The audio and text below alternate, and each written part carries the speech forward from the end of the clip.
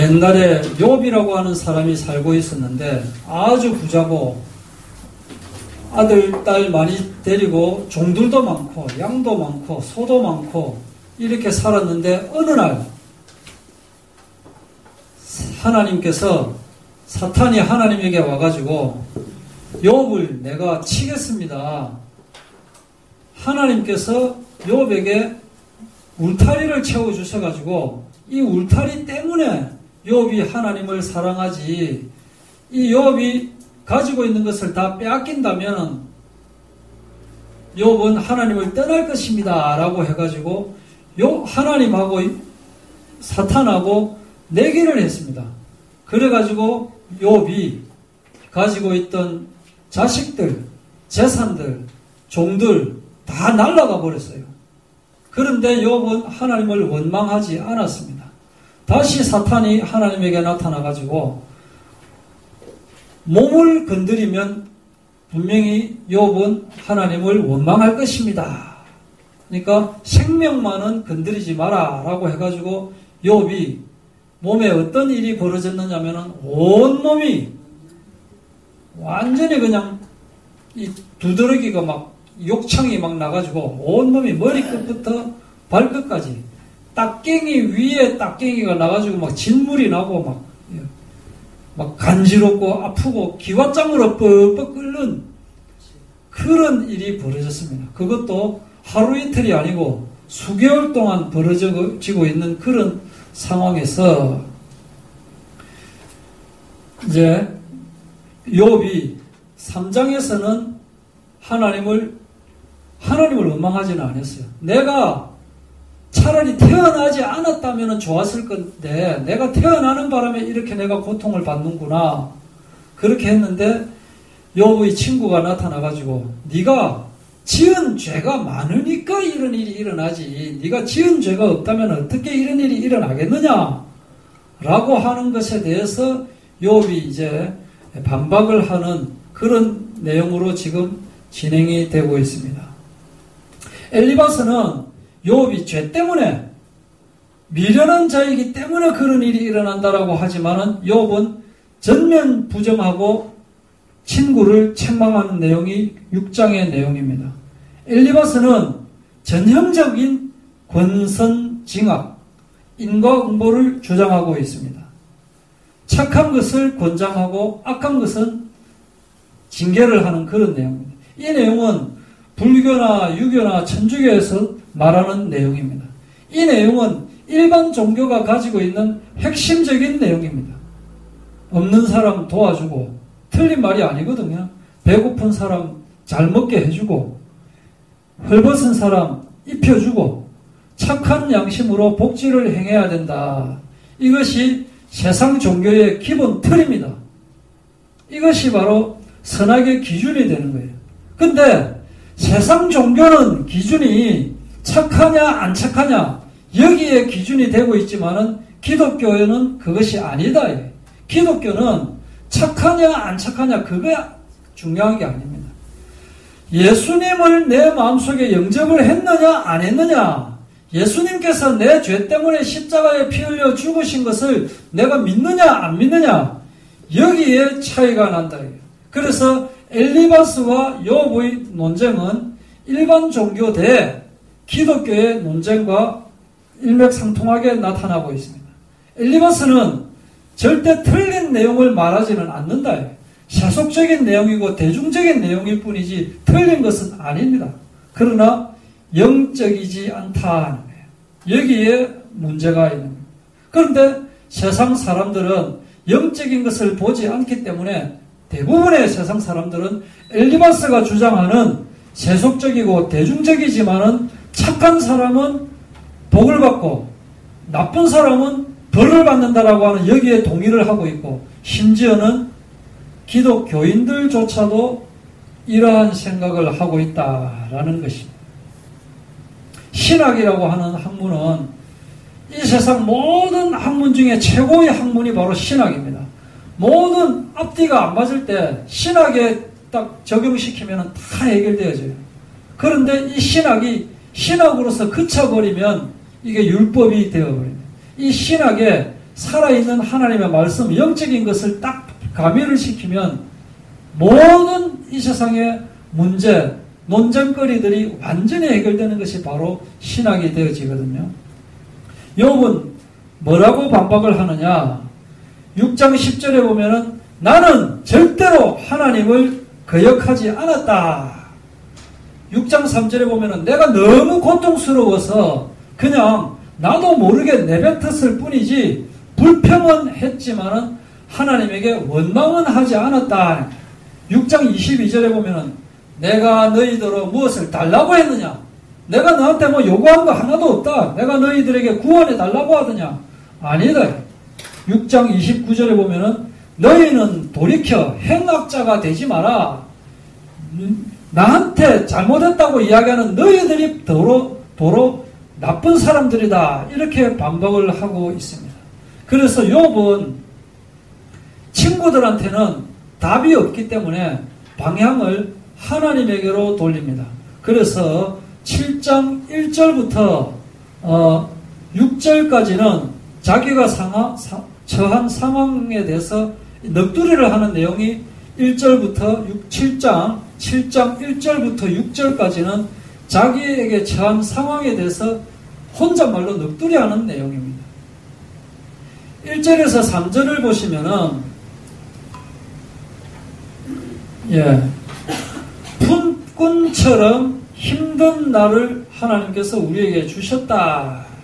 이 땅에 사는 인생에게는 누구나가 다 힘든 노동이 있다. 세상 살아가는데 힘들지 않는 사람은 아무도 없다.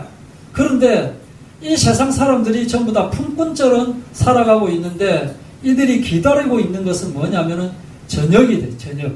저녁이 되면은 돈을 받아가가지고 집에 가서 편히 쉴 수 있으니까 세상 사람들은 다 낮에는 품꾼들처럼 그렇게 고생하지만은 집에 가서 쉴 수 있다. 이와 같이 품꾼들처럼 내가 쉬어야 되는데 이와 같이 내가 8달째 고통을 받으니까 쉬어야 되는데 나에게는 고달픈 밤이 작정되어 있다. 품꾼들은 주인의식이 없거든요.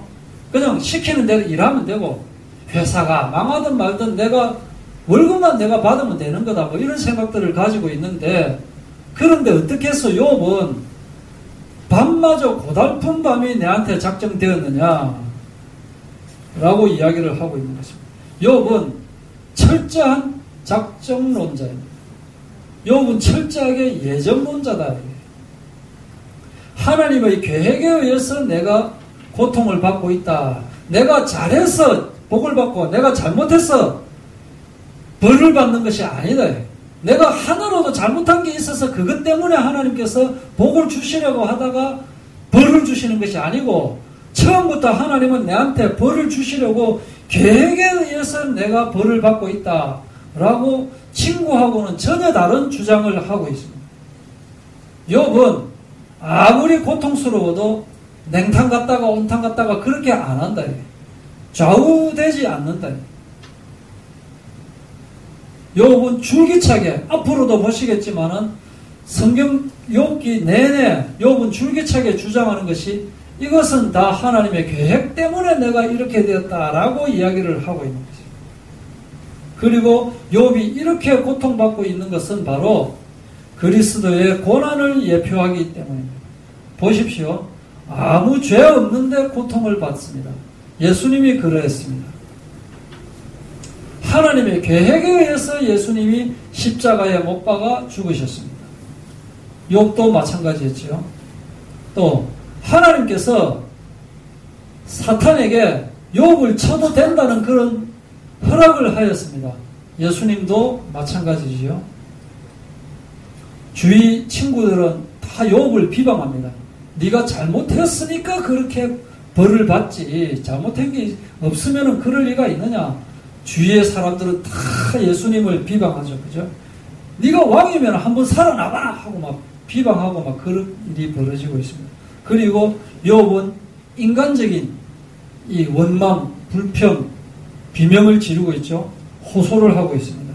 예수님도 주여 나를 버리시나이까 하면서 인간 본능적인 반응을 보이고 있는 점, 이런 점들이 보면은 욥에게서 그리스도의 고난의 그림자를 볼 수 있다라고 하는 것입니다. 욥은 친구들의 세속적인 주장을 절대로 인정하지 않고 있습니다. 엘리바스는 이런 세속적인 생각을 가지고 있는 게 뭐냐면은 하나님을 자기의 생각 속에 제한을 하고 있기 때문에, 자기 생각의 박스 안에 하나님을 가두고 있기 때문입니다. 사람들은 자꾸 하나님은 이러이러한 분이야, 하나님은 이렇게 하실 분이 절대로 아니야 라고 하는 박스를 만들어 놨기 때문에 이 박스를 벗어나면은 벌을 받는다. 이 틀을 벗어나면은 하나님이 아니다, 하나님이 그럴 분이 아니다 라고. 그러면 어떻게 되느냐면은 무당과 같이 되어져 버립니다. 사람들이 자꾸 자기들이 만들어 놓은 그 틀 안에 하나님을 집어넣기 때문에 자기의 신앙이 왔다 갔다 해야 되는 거예요. 내가 하나님을 믿는데 왜 나에게 이런 고통이 되어질까? 내가 분명히 예수님을 영접을 했는데, 예수님을 영접하면 복을 받는다고 하는데 왜 나는 잘 안 될까? 예수를 믿으면은 돈을 많이 벌고 건강하고 항상 기쁨이 넘친다고 분명히 말씀을 하셨는데 지금 보니까 내가 왜 아니냐? 그런데 잘 생각해 보십시오. 하나님께서 우리 인간들이 만들어 놓은 그 틀 안에 하나님께서 갇힌다면은 하나님은 절대 전능자가 아닙니다.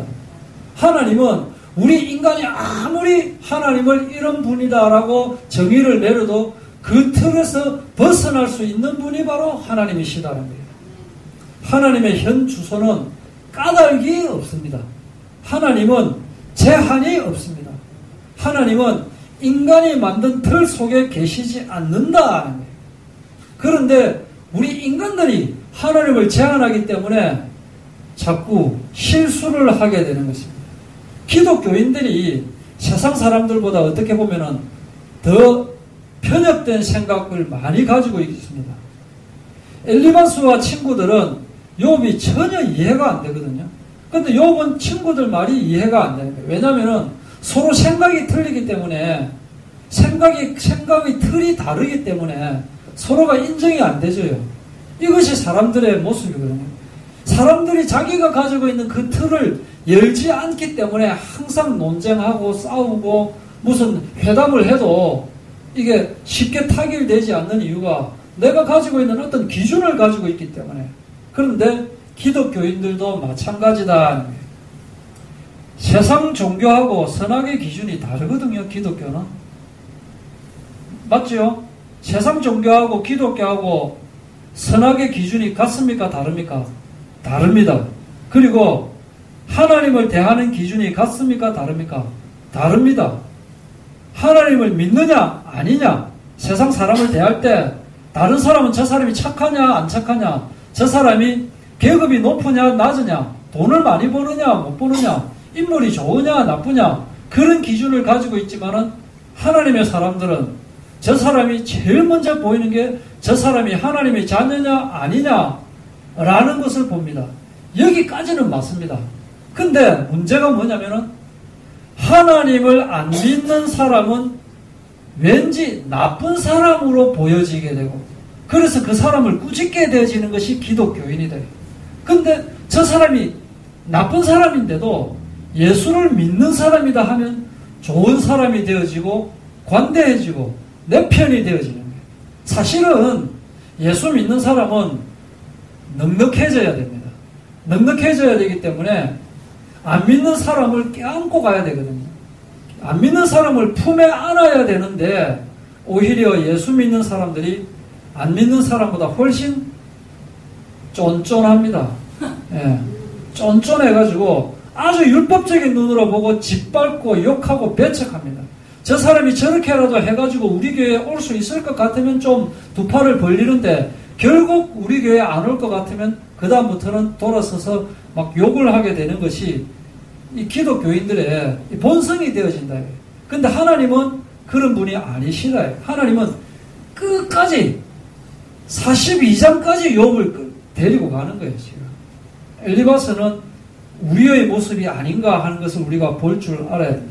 그래서 6장 26절에 너희가 남의 말을 꾸짖을 생각을 하느냐. 사람이 고통받아가지고 죽을 지경인데 아파가지고 사람이 막 힘이 하나도 없는데 발음이 니 틀렸다. 비명 지르고 있는데 너 발음 틀렸다. 너 문법적으로 안 맞다. 이거 이야기하고 있는 거예요, 지금. 물에 빠졌는데 왜 너 조심하지 않았느냐? 왜 발을 헛디뎠느냐? 빨리 구해줘야 되는데 사람들은 자꾸 질책을 하고 있대. 그래서 친구들한테 답이 없기 때문에 7장으로 가가지고 이제 돌아서는 것입니다. 근데 하나님은 하나님의 자녀가 시련받기를, 고통받기를 원하신다라는 걸 알아야 돼요. 우리는 하나님을 믿으면 하나님께서는 우리 인간이 복을 받기를 원하신다. 그렇게 우리는 생각을 하고 있지만은 그것은 우리가 하나님을 제한하고 있기 때문에 그런 생각이 드는 것입니다. 7장 4절에 보시면은 7장 4절입니다. 내가 누울 때면 말하기를 언제나 일어날까 언제나 밤이 갈까 하며 새벽까지 이리 뒤척 저리 뒤척 하는구나. 잠을 자는데도 괴로운 거예요. 잠을 자면 좀 편히 자야 되는데 잠이 안 오는 거예요. 잠이. 언제 이 밤이 지나갈고 오히려 밤이 도록 괴로운 그런 삶을 가지고 있는 거예요. 내 살덩이에 구더기가 득실득실 흙이 옷처럼 내 몸에 뜨득 딱갱이가 막 붙어져 있는 거예요. 진물이 쭉 나고 그렇게 되어 있는 거예요. 6절 나의 날은 배틀의 북보다 빠르니 희망이 없이 보이는구나. 배틀의 북이 뭔 줄 아십니까? 잠시 PC가 고장이 나가지고 여기 보면은 배터리 나오고 있습니다. 이 배터리 빙빙 돌아가면서 실이 원래 지나가거든요. 실이 이렇게 지나가면 요게 북입니다. 북으로 탁 넣어야 가로, 그러니까 세로 실하고 가로 실하고 엉기어서 여기에 이렇게 배가 형성됩니다. 예. 요게 북입니다. 그러니까 이건 자동으로 돌아가고 있거든요. 자동으로 돌아가고 있고 요게 오른손으로 착하게 하면 씩씩 돌아가고, 예, 동영상으로 여러분은 보시면 됩니다. 그렇게 계속 되고 있는데 요 북과 같다 내가 아무 의미가 없다는 거. 그냥 막 착 하는 대로 내 삶이 이런 삶을 내가 살고 있다 이 말이에요. 지금 아무 희망 없다. 내 생명이 한낱 바람 같음을 생각하옵소서. 7절부터 드디어 이제 기도가 하나님을 향한 기도가 시작되고 있는 겁니다.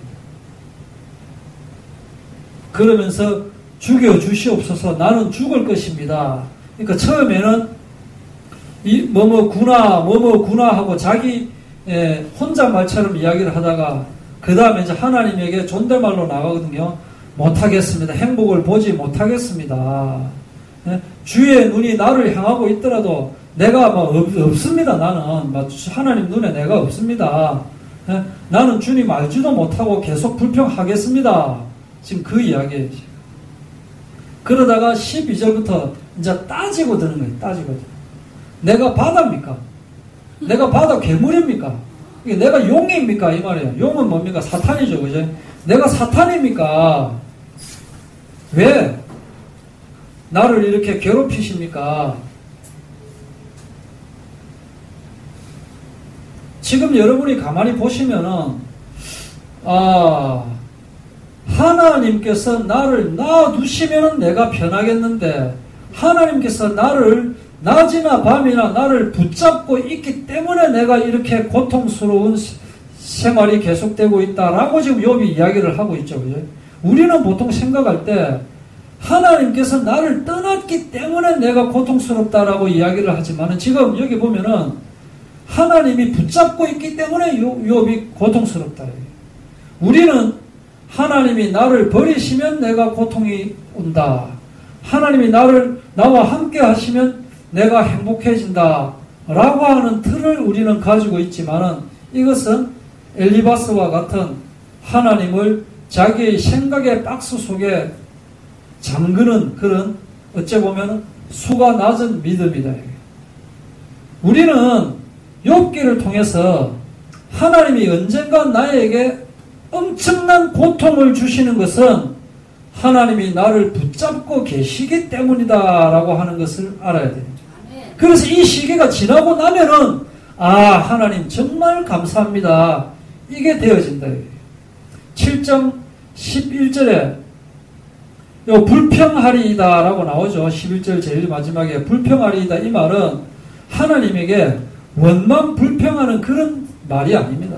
하나님께 호소한다. 이 말. 내가 아파서 울부짖지 않을 수가 없습니다. 그 말이에요. 아까 7장 3절 4절에 보면은 내가 밤에도 괴롭다. 밤에도 내가 고통당하도록 하나님께서 작정하셨다라고 이야기했죠. 그 말이 여기에 7장 14절에 연결이 됩니다. 주께서 꿈으로 나를 놀라게 하시고 환상으로 나를 두렵게 하시나이다. 그래서 내가 밤에도 괴롭다. 밤에도 하나님께서 나를 지금 괴롭히고 계시는 거예요. 왜냐하면 하나님께서 욥을 붙잡고 있기 때문에 그렇다는 거예요. 왜 잠자리가 나를 위로하고 나를 푹 쉬게 해야 되는데 왜 꿈으로 나를 간섭하십니까? 7장 15절 16절 보면은 내가 마음이 뼈를 깎는 그런 고통을 겪고 있습니다. 차라리 나는 죽고 싶습니다. 그러니까 욥은 죽고 싶다라는 것을 계속 호소하고 있죠. 그죠? 그런데 하나님께서 우리에게 원하시는 것은 이러한 고통, 시련입니다. 이스라엘 백성에게 하나님께서 주신 것은 뭐냐면은 광야 40년의 시련입니다. 이것이 하나님께서 작정하신 것입니다. 하나님은 사랑하는 백성에게 광야에서 40년 동안 고생을 해야만 가나안으로 들어갈 수 있기 때문에 이 시련 주시기를 원하셨다. 백성들은 거부했고 하나님은 계속 고통 주시기를 원하셨고 이것이 바로 또한 하나님의 고민이 되어지는 것입니다. 불병을 보내고 녹병을 보내시고 한 이유가 다 그런 이유입니다. 19절 18절 보면은 아침마다 건징하시며 순간마다 단련하시나이까. 욥은 알고 있습니다. 그렇게 고통스럽지만은 하나님께서 매 순간 24시간 365일 분초마다 나를 놓치지 않고 건징하시며 단련하십니까? 라는 것을 알고 있다는 거예요. 내가 침 삼킬 동안도 나를 놓지 아니하시기를 도대체 언제까지 하시겠습니까? 욥은 고통스럽지만은 하나님께서 자기를 붙잡고 있다는 것을 알고 있습니다. 이게 대단한 신앙이다. 이게 대단한 신앙. 우리는 이 정도 되면은 아이고 하나님 없는갑다. 내가 이래까지 해도 이거 안 낫는 거 보면 아이고 나 잘 믿는 너희들이나 믿어 나는 안 믿는다. 이래 되는 게 보통 사람인데 욥은 안 그렇대. 욥의 신앙을 여기서 그러니까 하나님께서 욥을 주신 이유가 바로 이겁니다. 이걸 우리가 통과를 해야 되는 거예요. 42km까지 통과를 해야 되는 거예요. 20절에 한번 보십시오. 20절 시작. 사람을 감찰하시는 이여 내가 범죄하였던들 주께 무슨 해가 되오리까. 네, 여기까지. 자, 우리 생각하고 반대입니다. 우리 보통 이렇게 이야기 많이 하죠. 설교에도 이렇게 많이 하죠. 여러분이 범죄하시면 하나님은 너무나 슬퍼하십니다. 하나님은 눈도 깜짝 안 합니다. 내가 하나님 떠나고 방탕하고 눈탱이 방탱이 돼도 하나님은 눈도 깜짝 안 하시는 분이시라니까요. 근데 우리끼리 그렇게 하고 있는데 짝사랑하고 있는 거예요, 제가. 욥은 보십시오. 내가 좀 범죄한들 주님에게 뭔 해가 될 게 뭐 있습니까? 그거 갖고 나를 자꾸 이렇게 자꾸 그래 하고 계십니까? 그냥 풀어줘도 될 낀데 이게 왜냐? 욥은 작정론자이고 욥은 하나님을 제한하지 않고 있습니다.